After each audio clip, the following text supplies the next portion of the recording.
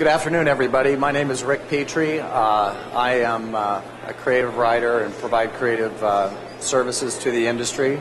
And this is my co-presenter over here, who is not Jenny Munford. She's actually pinch hitting. Leslie Trahan from Creative Bube, which is a creative production and agency company up in the Toronto area. What we're going to talk today about is the 411 on short-form DRTV success. You'll hear a lot of conventional wisdom in the industry where people say, oh, you absolutely have to do it this way. And when you actually dive down and look at successful shows, that's not always the case. What we wanted to do was base our presentation on actually analyzing the top 20 short-form products. There's about a 2-month lag in the IMS. So, for example, June was reported in August in Electronic Retailer magazine. And the top 20 at that time were a variety of products, many of them that you see, everything from a Proactive that's been kind of a perennial to fitness products like the Proform Ab Glider, the Bowflex Tread Climber, some housewares products, and so forth. So what we did is we looked at these, and what we really wanted to do was say, all right, what are 10 things that we could learn and we can share with all of you that you could use in your commercials to make them more successful? What are some benchmarks or best practices? So the categories that are most successful out of the top 20, there's somewhat of an arbitrary nature to the way that these are broken down. But health and fitness, as we all know, is a kind of a perennial in our industry. It tends to always be there. Lord knows with the level of morbid obesity in this country, there's always people who need to go on a diet or get fit. So we had 4 in that category. Housewares are really more typically small appliances, that kind of thing, distinct from household, which would be something like a cleaning product, and then the others that you see.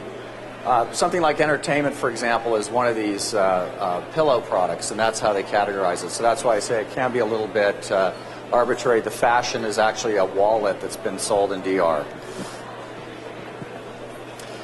So we all know the commercial that goes, are you tired of blah blah? You need the blah blah. And then it goes and explains to you what the unique selling proposition is that product. Well, that problem solution gets set up in as little as 7 or 8 seconds, and then the articulation of the USP can take a little bit more time.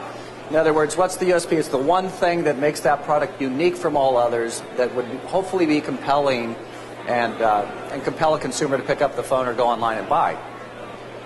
So the average it takes is 27 seconds. Most of these commercials were 2 minutes. So if you think about it, it's 27 seconds to set up the problem and the solution, articulate the unique selling proposition. From there, you're going into benefits and features for probably about another 30 seconds. You might have some testimonials, and leave yourself about 45 seconds for the actual offer build, and then ask for the order. So there is a formula to this, but it's also how do you make it unique and how do you grab people's attention? So this is where I'm going to cut in for a couple secs here, Rick. We took a look at how many of these spots were using voiceovers versus celebrity endorsements or on-air personalities. And what we found was an overwhelming majority of them actually used voiceovers. This is probably for a few reasons. One of the main reasons being cost. It is much more cost-effective to have a voice-over artist come in and do the spot for you. As well, if you wanted to have the voice-over artist do a couple different versions of it for campaign tweaking maybe later on, if the campaign isn't doing so well, a different CTA, it's much easier to get them in the studio to do that as opposed to getting your celebrity or your on-air personality back in. Does the on-air personality or the celebrity add more credibility to the product? Not that we've found. Certain cases like Proactive, where you have maybe a Jessica Simpson or something, yes, it might make for a better selling feature, but on average, as long as the script is carefully written and carefully crafted, you're fine with using a voiceover artist and save that extra money for your production. Hi. It's my mouth. Can you hear me now? Okay. All right. For those that did use voiceovers, were they male or female? We found it was pretty much even. The myth has been in the past that male voiceovers have led to more credibility or more push to sale. That's not the case. What you need to do is really know your target audience and your target demo. Do you have a product such as a cosmetic line that's speaking to women? Have a woman speak to women. Do you have a product such as maybe a hair replacement system? Have a man speak to a man. So really just know your target demo. Neither one is going to sell better based on sex unless you're actually speaking to your target audience. Well, Leslie, why did you look at me when you said hair replacement system? Absolutely no reason. No reason. Now, let's take a look at the testimonials. From what we've seen in the top 20, half of them used testimonials, half of them didn't. What we have to keep in mind here is these are short form spots. You have, 2 minutes to really push and sell that product. Is a testimonial going to land more credibility? Maybe. We found in the higher price points that they use more testimonials, or if your product required more description, like in a before and after, where you have a testimonial, where the evidence of the product's efficacy is right before the eyes of the audience. Having a testimonial can be great. Right. Well, if you have like a weight loss thing where you have the before and after testimonials, it can be very beneficial. If you have something like the 1 second needle, we found you don't really use up that time with Aunt Betty telling you how simple it is to thread that needle. So just know your product, know your audience. Now we have the hard versus the soft offers. 17 of them we found were hard offers. These are DR spots. Your audience knows there's a price and you want to be excited to tell them that price. They're getting a deal. Don't hide it.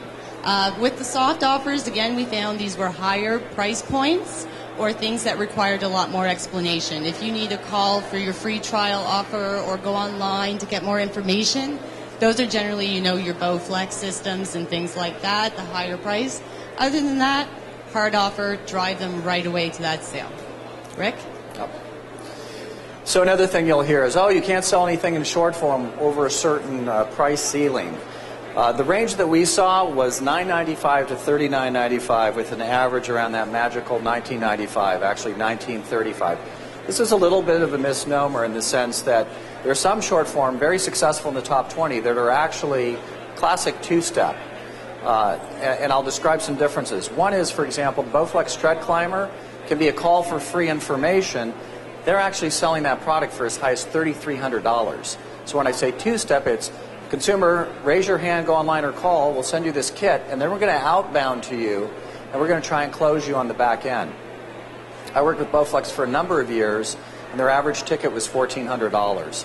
Another tactic that's used is a trial offer, where it might be like $19.95 to try the product. The fitness product, Tower 2000, and then there's another one that Proform has called the Ab Glider, where it's more in the $125 to $150 range, but they don't spell that out in the commercial. It's call and try it for 30 days for a nominal amount like $19.95. So it can be a little bit. The other thing that we are seeing is even $9.95 products. But imagine, if you will, 100% of these have sweeteners. What is that? That's but wait, there's more. You get this, that, and the other thing. And I think we've kind of conditioned our consumers to absolutely expect this. And the fact of the matter is, on average, it was about $60 worth of perceived value. So imagine, if you will, an average price point of around $19.95, and then you're telling people they get another $60 worth of product. That puts an enormous amount of pressure on the cost of goods that you have to have in that offer configuration. One of the challenges for our industry, I think, is how do we create innovation and perceive value without necessarily having to resort to all these tactics. Very interesting. We all know consumers absolutely loathe shipping and handling, but you might be surprised to find out that none of the top 20 offer free shipping. None of them. However, 15 out of 20 don't tell you what the shipping is. Why? They want the consumer to call and be engaged. They don't want them to be put off by the fact that they have to pay shipping, and they hope that they can close them at telemarketing. When shipping was revealed, the average was $7.79. This kind of ties into also this phenomenon, which is the BOGO, buy one, get one free. We see this tactic being used a lot. Number with BOGO offers, out of the top 20, 10 of the top 20 are actually doing this. Number that revealed the handling charge or processing, call and get a second one free. Just pay a separate processing fee or processing charge. Only 2 actually revealed what that was, and the average was about $7.47. So again, the reason is to try and get people to call, engage in a conversation, get them to raise their hand, close them at telemarketing. The conclusion here, I think, is, these benchmarks are helpful, but they're exceptions to every rule. Anybody that tells you it's absolutely got to be done this way, don't believe that. There are best practices. There are things that you can certainly do, but there's no guarantee of success just because you employ these. You have to really, I think, make sure you have a product that's unique. Make sure it's not a me too or follower product. We all know in marketing, first in wins. Get an innovative product, build the value. And these are some rules that you can certainly reference and possibly use. If any of you would like a copy of this deck, just let us know and we'll send it to you. We'll go ahead and open it up for questions if anybody has any questions. Yeah.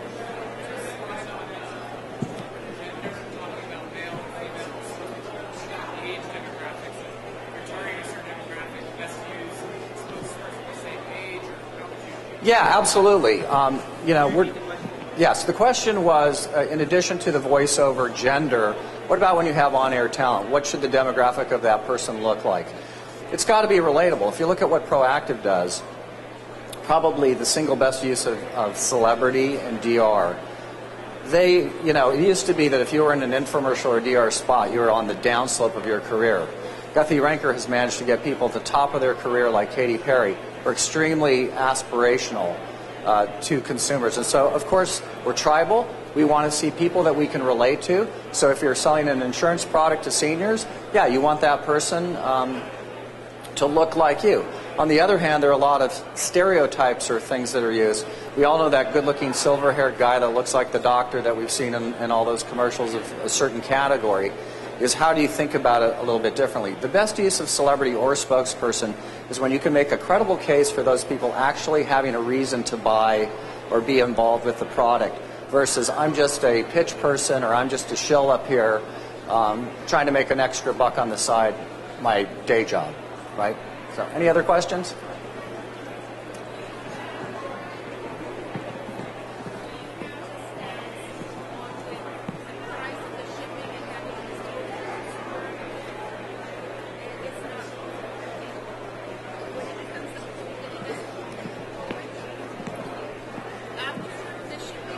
Yeah.